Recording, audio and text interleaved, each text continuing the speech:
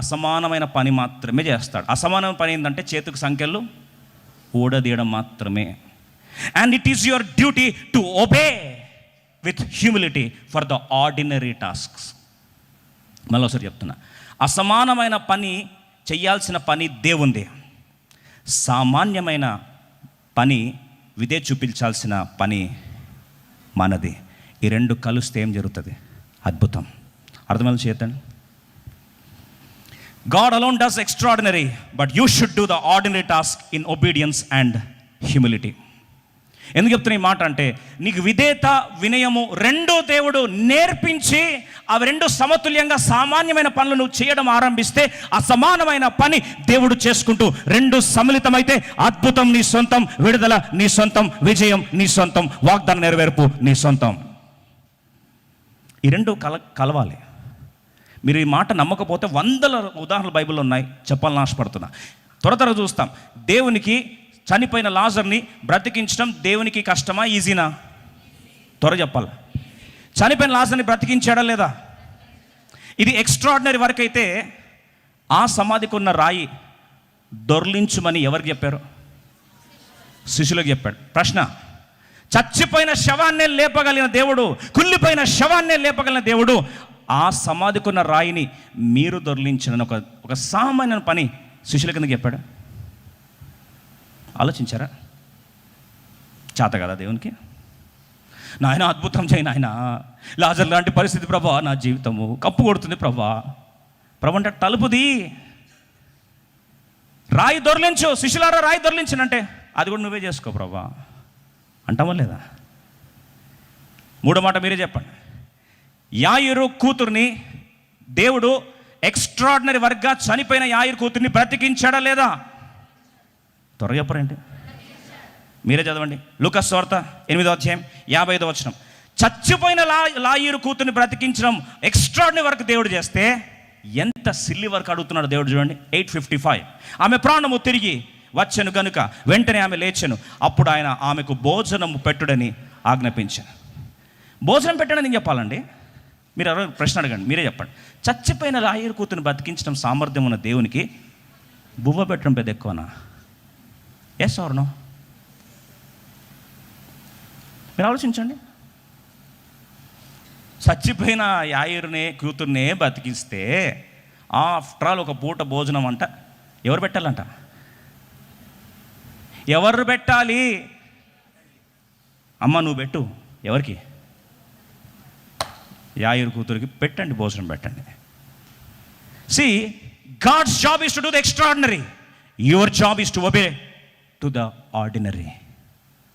అసమానమైన పని చేసేది దేవుని పని, దేవుని బాధ్యత. సామాన్యమైన పనికి విధేయత వినయం చూపించాల్సింది నీ బాధ్యత. విధేయత ప్లస్ వినయం. సామాన్యమైన పని దేవుడు చెప్తాడు, పెద్ద పెద్ద ఏం చెప్పడండి. నమ్మరా? కానా వివాహములో నీటిని ద్రాక్షరసముగా దేవుడు చేశాడా లేదా? గట్టి చెప్పండి. ఇది అద్భుతమా లేకపోతే సామాన్యమైన పని? అద్భుత పని. కానీ ఒక ఎక్స్ట్రాడినరీ వర్క్ నీరు ద్రాక్షరసంగా మార్చక మునుపు దేవుడు అన్నాడు, 6 రాతి బాణల్లో శిష్యులు ఆయన యొక్క పనివారితో జ్ఞాపకం చేస్తూ ప్రభు అంటాడు, ఓ పనివారులారా, ఈ రాతి బాణలు మీరు ఏం చేయాలి? నీరు నింపండి. మీరే చెప్పండి. నీటిని రంగు, రుచి, వాసన అన్నీ కూడా ఒక సెకండ్లో ద్రాక్షరసముగా మార్చ సామర్థ్యం ఉన్న దేవునికి ఖాళీ రాతి బాణల్లో నీళ్లు నింపడం పెద్ద కథమా? పెద్ద కథనా? అవునుగాక అంటే శూన్యంలో ఏమొచ్చింది? సమస్తం వచ్చింది. 6 రాతి బాణలు నీళ్ళు నిండావా? Yes or no?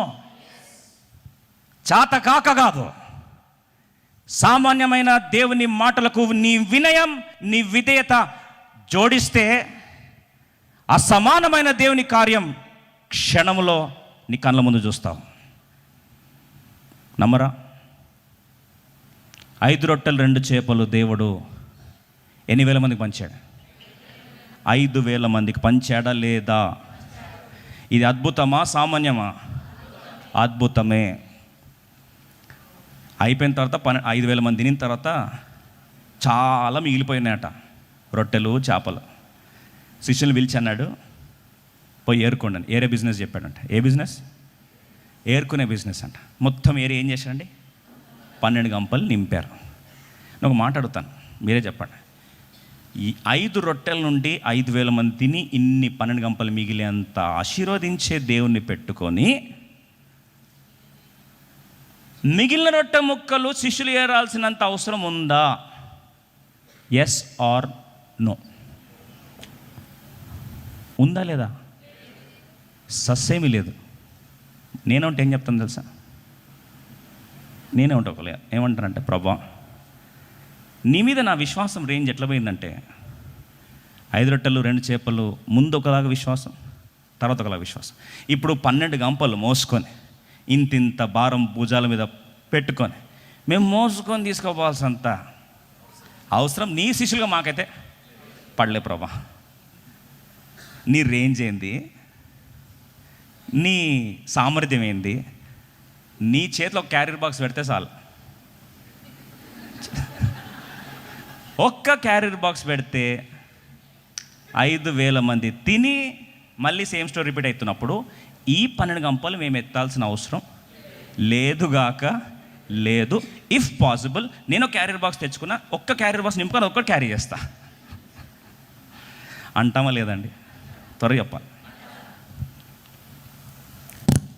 ప్రియ సోదరి సోదరా, God can never complete His extraordinary work without the cooperation of your submission and surrender with humility unto the ordinary things in your life. ఇట్లా బైబిల్లో చూసుకుంటూ పోతే కొన్ని వేల కొద్ది ఉదాహరణలు పరిచయం చేయవచ్చు. కానీ సమయం ఆసన్నమైంది. నీ జీవితంలో ఎందుకు దేవుడు ఇంకా సమస్య నుంచి పరిష్కారం బయటకు తీసుకురావట్లేదంటే, నీ సమస్య వలనలోకి దేవుడు దిగాడు, ప్రిజన్లో ఉన్నాడు, చెరసాలకు వచ్చాడు. చెరసాల నుంచి బయటకు రావాలి అంటే పేతురుకు దేవుడు పెట్టిన పరీక్ష ఏంటంటే, బెల్ట్ వేసుకో, చెప్పులేసుకో, పై అంగేసుకో, బయటకు నడువు, నన్ను ఫాలోగా. ఎందుకు చెప్తున్నా ఈ మాట అంటే, ప్రియ సోదరి సోదరా, మన జీవితంలో చిన్న చిన్న సామాన్యమైన వాటికి మన వినయము, మన విధేయత లేకపోతే అసమానమైన దేవుని కార్యం నీ కళ్ళారా నువ్వు చూడలేవు. God does the extraordinary works, but God expects your obedience and humility for the ordinary works. Ordinary plus extraordinary రెండు కలిపితే ఏమవుతుంది? అద్భుతం అవుతుంది. ఈరోజు అద్భుతం నీ జీవితంలో జరగాలని కాశ ఉంటే ప్రభు మరొకసారి జ్ఞాపకం చేస్తున్నాడు. ఆ చిన్న విధేయత నీ చరిత్రను ఏం చేస్తుంది? మార్చేస్తుంది. Your obedience to the ordinary brings the fulfillment of God's extraordinary. I repeat these lines. Your obedience to the ordinary brings God's extraordinary. నీ జీవితంలో చిన్న చిన్న పరీక్షలు పెడతాడు దేవుడు. పెద్ద పెద్ద ఏం చేయాల్సిన అవసరం లే, చిన్నవి. ఆ చిన్న దాంట్లో నుంచి దేవుడు ఏం చేస్తాడండి? అద్భుతమైన కార్యాలు దేవుడు చేస్తాడు. దేవుడు అద్భుతమైన కార్యాలు చేస్తాడు కాబట్టి నేను చిన్న పనులు ఏమి చేయక్కర్లేదు అంటే అది నీ మూర్ఖత్వం. ఎప్పటికీ విధేయత కానీ, ఎప్పటికీ నీ జీవితంలో విడుదల కానీ చూడవు. ఇప్పుడు 3వ సత్యానికి వస్తాం.